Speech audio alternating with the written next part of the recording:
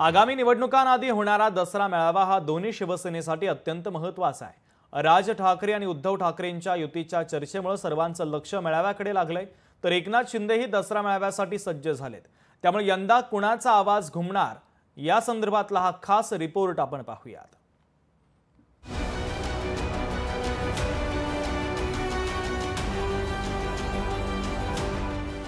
दोन शिवसेना, दोन दसरा मेळावे। मेळाव्यांवरून राजकीय वातावरण तापलं। मेळाव्यातून शिवसैनिकांना कोणता संदेश? आगामी स्थानिक स्वराज्य संस्थांच्या निवडणुकांच्या पार्श्वभूमीवर दसरा मेळाव्यांना खूप महत्त्व आलेलं आहे। गेल्या काही दिवसांपासून उद्धव ठाकरे आणि राज ठाकरे यांच्या युतीच्या चर्चा जोरदार रंगलेल्या आहेत। त्यामुळे या मेळाव्यात ठाकरे बंधूंच्या युतीची घोषणा होणार आहे का याकडे सर्वांचंच लक्ष असेल। तर दुसरीकडे शिवसेनेत फूट पडल्यानंतर पहिल्यांदाच होत असलेल्या आगामी मुंबई महापालिका निवडणुकीमध्ये एकनाथ शिंदेंना आपली ताकद दाखवून द्यायची आहे आणि त्यामुळे दोन्ही पक्षश्रेष्ठींकडनं मेळाव्यात पालिका निवडणुकींच्या अनुषंगानं दंड थोपटले जाण्याची शक्यता आहे। दरम्यान याच दसरा मेळाव्यावरनं आता दोन्ही शिवसेनांमध्ये चांगलीच जुंपल्याचं चित्र आहे। दोनच मेळावे आहेत। एक राष्ट्रीय स्वयंसेवक संघाचा संचलन किंवा मेळावा हे नागपूरला होत आला आहे वर्षानुवर्ष, आणि दुसरं हिंदू हृदय सम्राट शिवसेना प्रमुख बाळासाहेब ठाकरे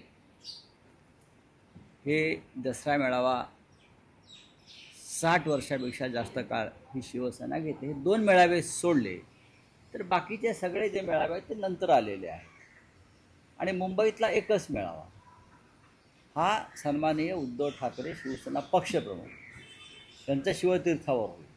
आता तुम्ही इतर मेळाव्यांना सुद्धा दसरा मेळावे म्हणत असाल तुम्ही, तर हा तुमचा प्रश्न आहे। हे जे काही संजय राऊत आणखीन उद्धव ठाकरे साहेब म्हणत आहेत यात तथ्य नाही, कारण हे दोन्ही नेते आणि या दोन्ही नेत्यांचा पक्ष हा पूर्णपणे दिशाहीन झालेला पक्ष आहे आणि हे सर्व नेते दिशाहीन नेते म्हणून प्रसिद्ध झालेले आहेत।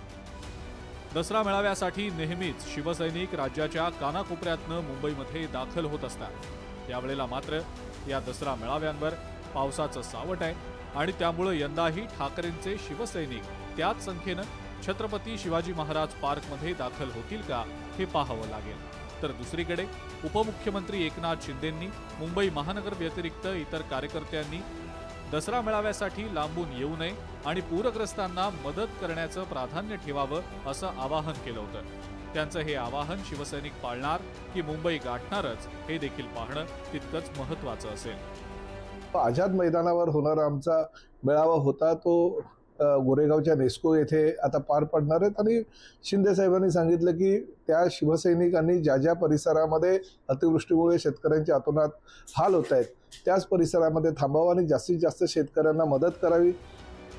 दसरा मेळाव्याच्या पूर्वसंध्येला उद्धव ठाकरेंनी पत्रकार परिषद घेतली।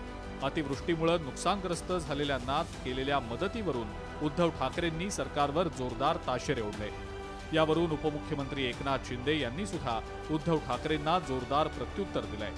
ठाकरे मुख्यमंत्री असतानाच्या काळाची आठवण शिंदेंकडून करून देण्यात आलेली आहे आणि मदतीच्या मुद्द्यावरूनही शिंदेंनी ठाकरेंना जोरदार शाब्दिक चिमटे काढले। रोज बातम्या येत आहेत की शेतकरी आत्महत्या करतायत आणि मग प्रश्न असा पडतो की जर का साखर सम्राट भाजपामध्ये गेल्यानंतर त्यांच्या शेकडो हजारो कोटींच्या कर्जाची हमी सरकार घेत असेल, म्हणजे त्यांनी जर काही कर्ज बुडवलं तर ते पैसे सरकार भरणार, म्हणजेच सर्वसामान्य जनता भरणार।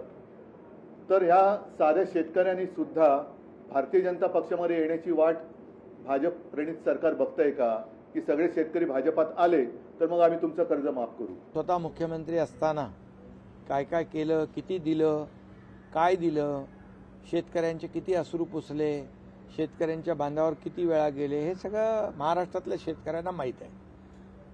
आणि त्यांनी केलेली घोषणा ते नियमित 50,000 रुपये कर्जफेड करणारे शेतकरी त्यांना 50,000 रुपये इन्सेंटिव्ह देण्याचा निर्णय घेतला, दिले कुठे? त्यामुळे पहिलं स्वतःने आत्मचिंतन केलं पाहिजे।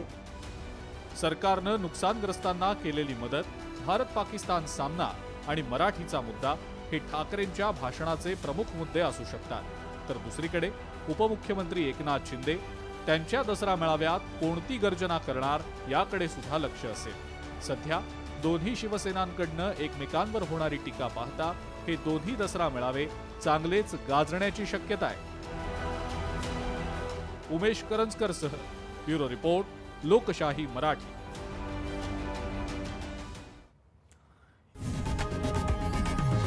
लोकशाही मराठी ऐका, पहा, जागरूक रहा.